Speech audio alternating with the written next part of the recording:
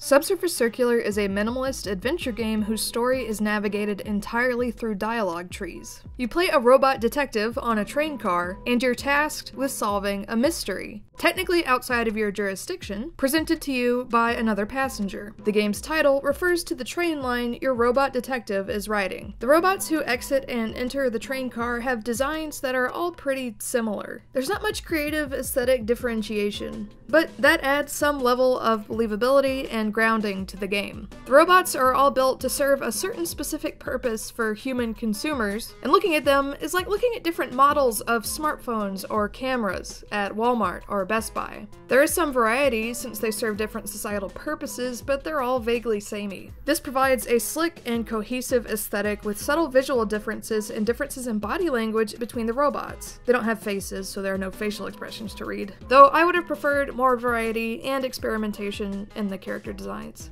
The huge differences and creativity in this game come from differences in dialogue. Subsurface Circular has a tremendous sense of humor and a real commitment to attention to detail in its dialogue, which is a good thing considering that's the only method you're given to interact with this world. Each robot you speak to immediately stands out, and the game finds a way to construct so many different puzzles to solve and connections to make related to the larger mystery just out of dialogue trees. I found myself taking notes and drawing little diagrams on my phone to solve some of the puzzles presented. Being a big nerd who's always loved puzzles and riddles and character interaction in games, this was great for me. It's like, I get to talk through fun, challenging without being frustrating dialogue trees and do puzzles. I would like to see the mechanics of Subsurface Circular incorporated into something wider, but I also know that with a big budget often comes the pressure to add more traditional gameplay elements. Like, my cousin got LA Noire for the Switch a few months back, and we both felt that the obligatory Grand Theft Auto combat and car chases were distracting and horribly rendered, versus the camp and goofy but fun and engaging investigation scenes.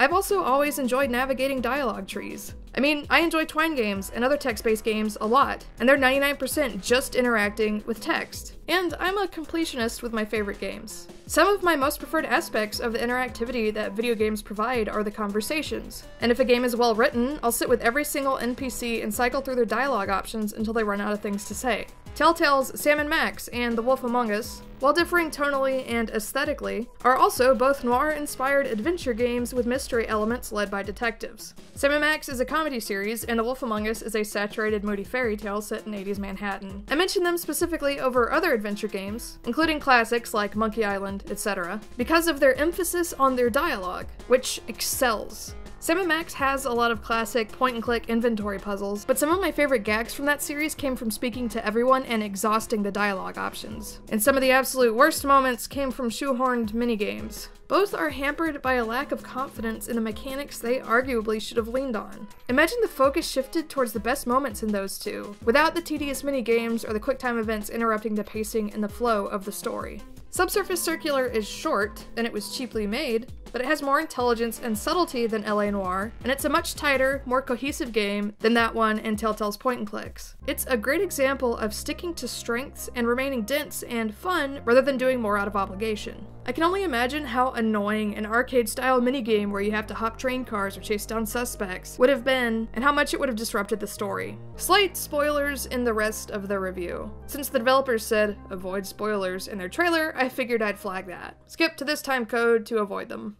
Subsurface Circular is a clever comedy mystery game, but since it's a clever comedy mystery game about robots, there are, of course, some philosophical questions posed, and at least a couple ideological tests presented. They were nothing startling or new for me, as someone familiar with science fiction as allegory, and with modern philosophical crises about technology and its place in our lives. But they were fun, and added at least some layers of thought and depth not present in a lot of simple adventure games. I hope in future installments the developers elaborate on these ideas, and go further in presenting more complex and unique philosophical challenges. As a side note, Subsurface Circular was developed by Mike Bithell and his team, and there's a surprise reference to another game of theirs I've played that made me laugh out loud. I hadn't even realized that the two games were made by the same group, but in hindsight, I'm not surprised. Though the reference quickly becomes bizarrely self-indulgent and drawn out to such an extent that I'm not sure whether or not that, too, is part of the joke. Overall, Subsurface Circular is a creative and intense use of limited resources. It has a clean, slick look without coming off as cliched sci-fi or looking boring or sterile. I played it on the Switch, but you can also get it on Steam and in the Apple Store. Quarantine Circular, a follow-up, came out recently. On its announcement on Steam, Mike Bithell said, "It's not a sequel. Think of it more as another installment in an anthology." I'm excited to check it out. And as with North, thanks to Graham for the game and the recommendation. If you enjoyed this video, please consider donating to my Ko-fi or my Patreon, so I can continue making videos like this one. Thank you for watching!